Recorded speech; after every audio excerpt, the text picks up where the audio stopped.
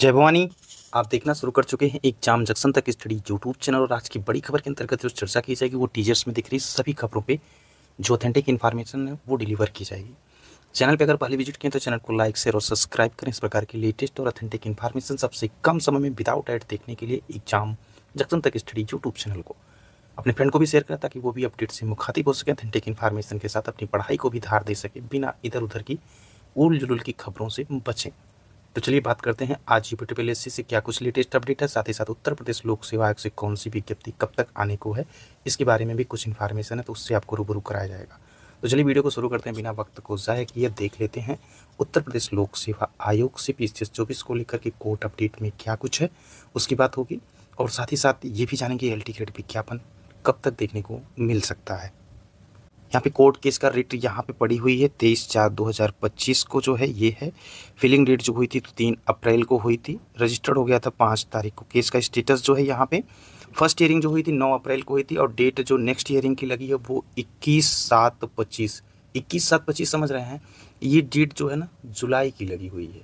अब जब ये डेट इतना लंबा लगा तो इसका मतलब सारी प्रक्रियाएं पूरी हो जाएंगी और कोर्ट के जवाब में जो है आयोग का जवाब पिछला जवाब जैसे था उसी तरह से मार्कशीट को लेकर के जवाब जो जहाँ तक है आयोग जो है कोर्ट में रखेगा, क्योंकि किसी भी प्रकार के मैटर को लेकर के जब प्रतियोगी छात्रों के द्वारा केस किया जाता है और उसको जब जवाब कोर्ट में दिया जाता है ना तो उसका रटा रटाया जवाब आपको अनुभव जो है वो चीज़ें आपको बता रहे हैं कि जब ये सचिव अध्यक्ष आयोग के पहुँचते हैं या उनके द्वारा किसी को भेजा जाता है कोर्ट में, ये अपनी बात को रटे रटाए जो होते हैं उसी चीज़ को रखते हैं, वही बातें हमेशा रखते हैं।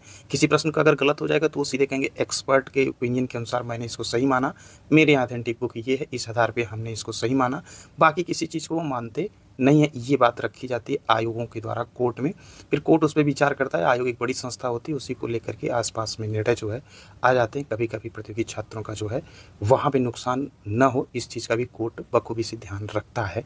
ये चीज़ें होती हैं, देखने को मिलती हैं।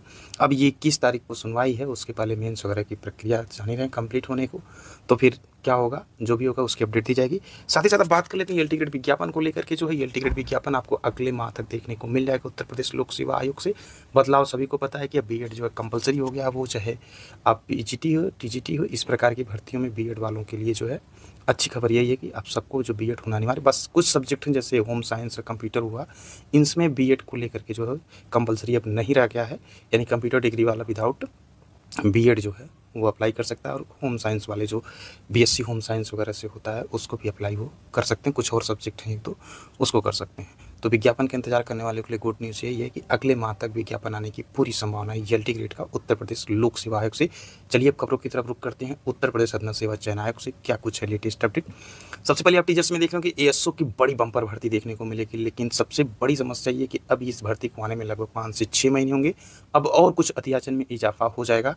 कुल मिला के आपको बताएं तो लगभग ये 3000 के पद हो जाएंगे एएसओ के। तो जो भी एएसओ एस्पिरेंट तैयारी कर रहे हैं वो तैयारी में लगे रहें, अच्छा स्कोर करें पेट में जो 2025 का आएगा, और उसके बाद एलिजिबल होंगे अगले स्टेप एग्जाम के लिए। तो एएसओ में अच्छी अपॉर्चुनिटी है, वैकेंसी बम्पर देखने को मिलेगी।